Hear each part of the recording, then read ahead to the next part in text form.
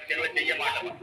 சரி, அதுக்கு மாற்றுறாக அவ போய் நின்று நிக்கட்டும். அந்த விஷயத்தை கொண்டு ஏன் இந்த கதைக்கு இன்றைக்கு நீங்க அங்க போய் நிக்கிறத விட கதைக்கு நிறுத்த வேண்டிய இடம் அங்கே இருக்குது.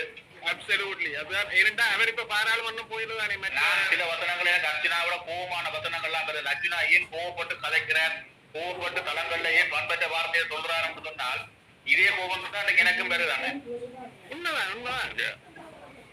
தடுத்து கதைச்சு ஆக்கப்பூர்வமான சிந்தனை இந்த அதிகாரத்தால் யார் கொடுத்தது, யார் அனுமதித்தது, எந்த ஆளுநர் கொடுத்தவர், இந்த நிப்பாட்டு போன்னு சொல்லி நிப்பாட்டுறதுக்கான இடத்துல கதைக்காமல் அதுல போய் நின்று கொண்டு சமூகத்தையும் பேக்காட்டி எங்களையும் பேக்காட்டி புலம்பெயர் கட்டமைப்புகளையும் பேக்காட்டுற இந்த சில்லறத்தனமான விஷயங்கள் நிப்பாட்டப்படணும்.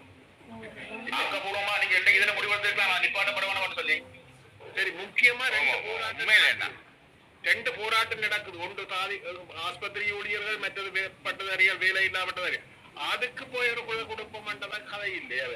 இத வந்து யாருமே அதை பத்தி கதைக்கல. அர்ச்சனா தவிர இல்ல இல்ல ஜேவி அவர் மினிஸ்டரும் மாற்றி இவரும் போய் கதைச்சவர் 2 பேர் இருக்கிறாரோ இல்ல இல்ல. அது பாத்திருக்கணும். அதுல வெளியில வந்து அவர் 2 பேர் தான் கதைக்கிறோம். ஆனா அதை சொல்ல உடனே நான் கதைக்க அர்ச்சுனாவோட அந்த அந்த அதாவது மாணவர்களும் தொழில் செய்யறவைகளும் கதைத்த வடிவும் அவரோட கதைக்கிறதுக்கு ஏதோ பயந்து கதைக்கிற மாதிரி தான் கதைக்கணும். என்ன அவ்வளவுக்கு ஒரு அரசியல்வாதி ஒரு சிநேகபூர்வமாக ஃப்ரெண்ட்லி மேன்ல அப்படி கதைக்கிறதுக்கு ரெடியா இருக்கிற அர்ச்சனா வழியெல்லாம் இன்றைக்கு அர்ச்சனா பற்றி அவையால் எதுவும் கதைக்கலாம் என்று நினைக்கிறார். இப்படி கொஞ்சம் மற்ற சந்திரசேகரம் மாதிரி கொஞ்சம் கட்டாயமா கருப்பா இருந்தால் பயப்படுகிறார். அர்ச்சனா வந்து வெரி ஃப்ரெண்ட்லியா மூவ் பண்றது வந்து சிலருக்கு அது வந்து சரியான ஒரு சாதகமான சூழ்நிலையை உருவாக்குது. அவரை பற்றி கேவலமா கதைக்கிறது.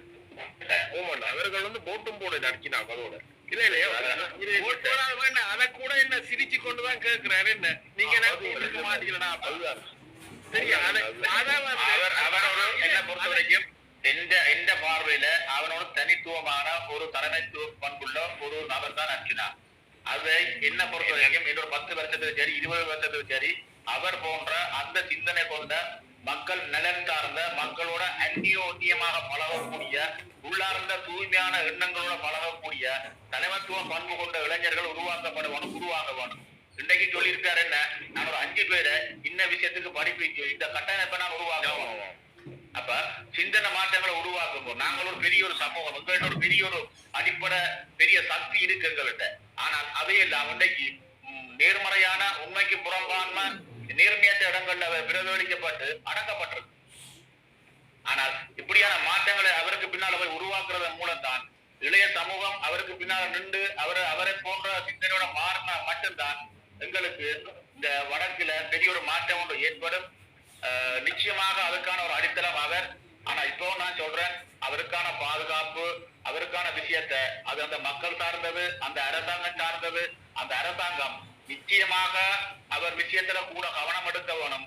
எடுக்கலையே என்று சொன்னால் நாங்கள் ஒரு பாரதூரமான ஒரு சில விஷயங்களை சந்திக்க வேண்டிய நிலைக்கு நிச்சயமாக கட்டாயம் தள்ளப்படுவோம்.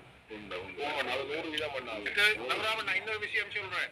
அதாவது இந்த சேர் என்று சொல்லப்பட்டது அங்க சத்தியமூர்த்தி வந்து பல்லு கட்டாயமாக வந்து அங்க வேலை செய்யறவங்க நீங்க டாக்டர் கூப்பிடக்கூடாது, என்ன சேர் என்று கூப்பிட வேணும். அடியொட்ட அவருக்கு கீழே உள்ள டாக்டர்ல இருந்து அத்தனை பேர் மட்ட தேர்வை ஒரு டாக்டர் சத்தியமூர்த்தி என்று கூப்பிட்டா கூட அவருக்கு பிடிக்காத நிலைமையும் அப்படித்தான் அங்க நடந்திருக்கான்னு சொல்லி இன்னைக்கு நான் வாசிச்சேன். அங்கே ஒரு இடத்துல வாசிச்சேன், அதை யாருக்கு போட் பண்ணலாம்.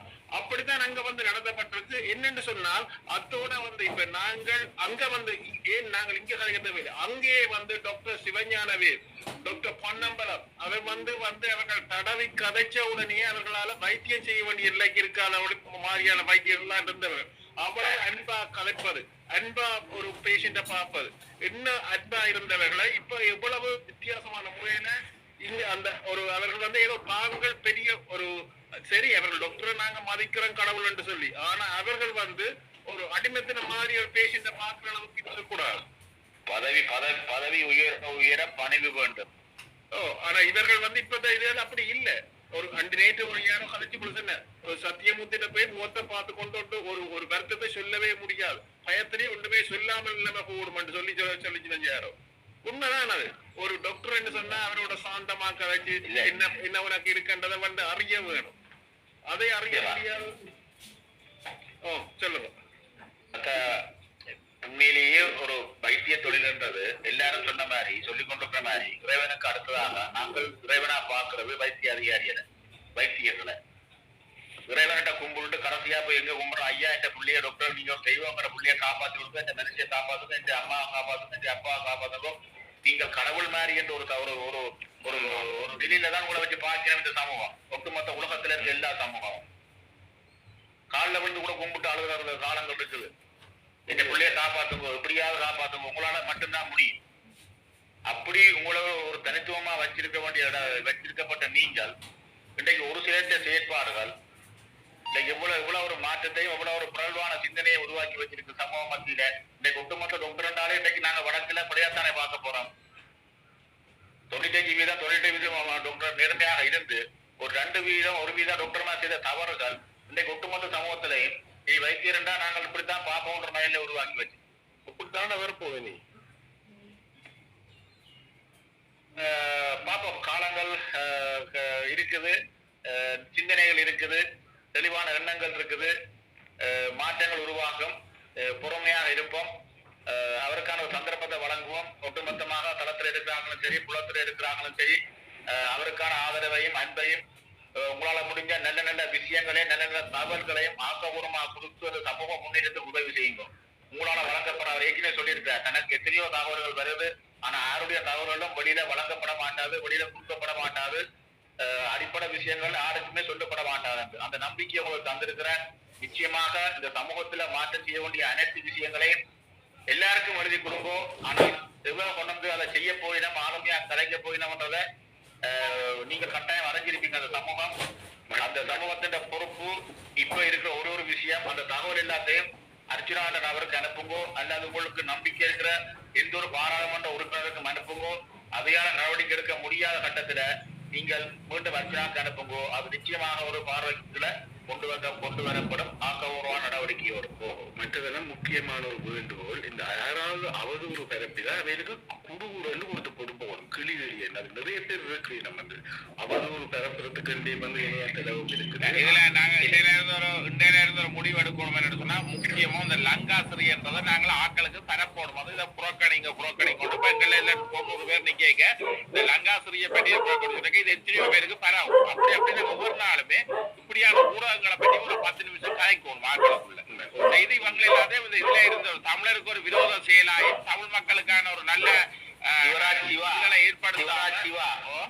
சிவராஜ் சிவா உங்கள்கிட்ட உண்மையின் நேர்மையும் இருந்தால் அவர் வசனம் சொல்ற சம்பவ விளக்கங்களை மன்னிச்சு கொள்ளுங்கோ ஒழுங்கான அப்பா அம்மாக்கு நீங்க பிறந்திருந்தால் இந்த தளத்துக்கு மேல வாங்கோ கௌரவமா மரியாதையா கலைப்போம் உங்களோட எண்ணங்களை முன்வைங்கோ please Sivaraja come up please வந்து மீன இது கொடுத்து நாங்கள் விடுத்திருக்கிறோம்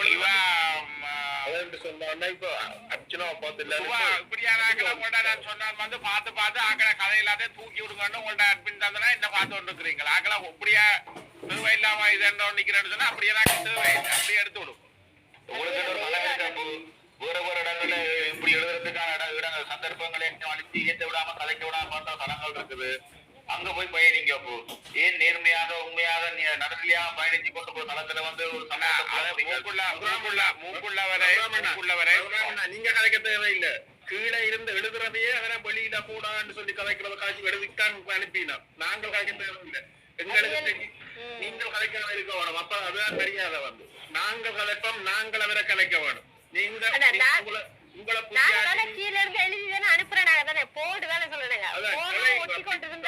நீங்க கலைக்க தேவையில்லை அப்படியான ஆக்களா தூக்கி விடுங்க நீங்க அதுல இருந்து அழிச்சு தூக்கி நாங்க நீ கேட்க வேற பிரச்சனை இப்ப நாங்க நீ கேட்க வேற பிரச்சனை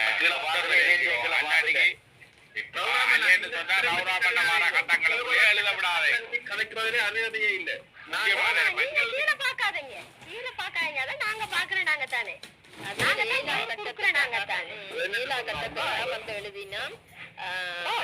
எனக்கு என்ன சிந்தனை வந்தால் பெரிய பெரிய கட்சிகளாக ஒரு தமிழின என்ன பண்றாங்க தமிழின துரோகிகள் நான் சொல்லுவேன் ஏனண்டா ஒரு தமிழன் இல்ல ரகுராமன் அப்படி பாப்போம் நாங்க இப்படி பாப்போம் ரகுராமன் நீங்கள் இங்க இதுல இருந்து கதைக்கிறது எப்படின்னா டாக்டர் அர்ச்சுனா அங்க வந்து இவ்வளவு செய்ய எவ்வளவு எதிரிகள் உருவாக எவ்வளவு பேர் எதிர்த்து கொண்டிருப்பார்கள் எவ்வளவு பேருக்கு எதிராக அவர் வேலை செய்யணும்ன்றதை ஒரு தரம் புரிய முடியாமல் இருக்கிறாங்களானே இவங்க எல்லாம் உலகத்துல இருந்து கொண்டு தமிழ் இன துரோகிகள் இப்படி செய்யறாங்க வந்து தமிழ் மக்கள்ல அக்கறை இல்லாம ஒரு தமிழ் மக்கள்ல அக்கறை உள்ள ஒருதனை வந்து அவமானப்படுத்தி இப்படி செய்யறேன்னு நீங்கள் செய்யறீங்களன்னு சொன்னா தமிழினத்தை நேசிக்காத ஒரு துரோகம்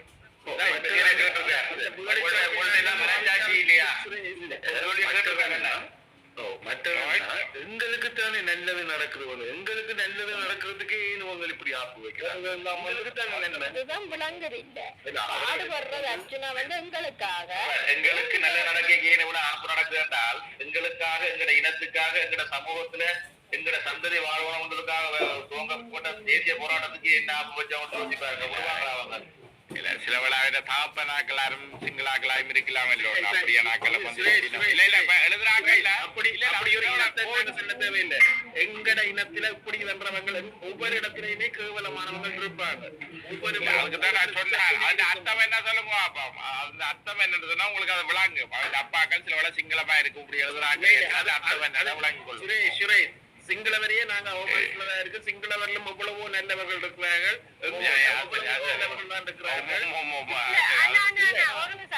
ஒரு நிமிஷம் அங்கோடைக்கு போறதெல்லாம் மாறி இங்கால வந்துட்டு அதான் அங்கோடைக்கு அடிச்சாச்சு விடுங்க அவ்வளவுதான் அது அங்கோடைக்கு போறதெல்லாம் இங்க வந்து அப்படிதான் என்னது கயமாட்டாக்க நானும் காய்ச்சி கொண்டு தொடர்ந்து கதைப்போம் சரி ஓகே இப்ப 100 பேருக்கு 65 பேர் கதை கேட்டு 59 60 பேர்ல 2 அவையால் 100 பேருக்கு கொண்டு வந்துட்டீங்க ராமராமன்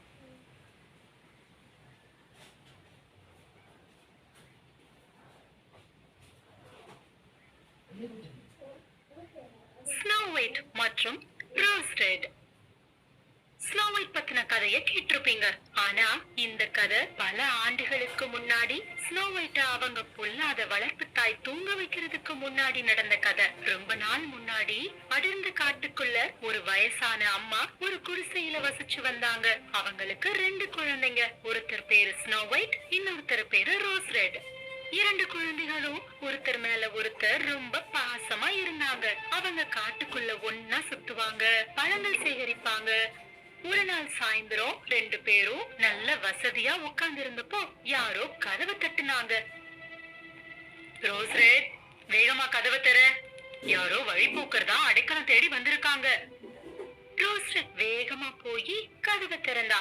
அவ ஒரு கரடிய பார்த்தா. அந்த கதவு வழியா தலைய உள்ள நீட்டுச்சு. ரோஸ் ரெட் சத்தமா கத்திட்டா. அப்போ அந்த கரடி பேச ஆரம்பிச்சது. பயப்படாத, நான் உன்னை ஒண்ணும் செய்ய மாட்டேன். எனக்கு ரொம்ப குளிருது, என்ன கொஞ்சம் கதகதை பாக்கிக்கணும், அவ்வளவுதான். அச்சோ.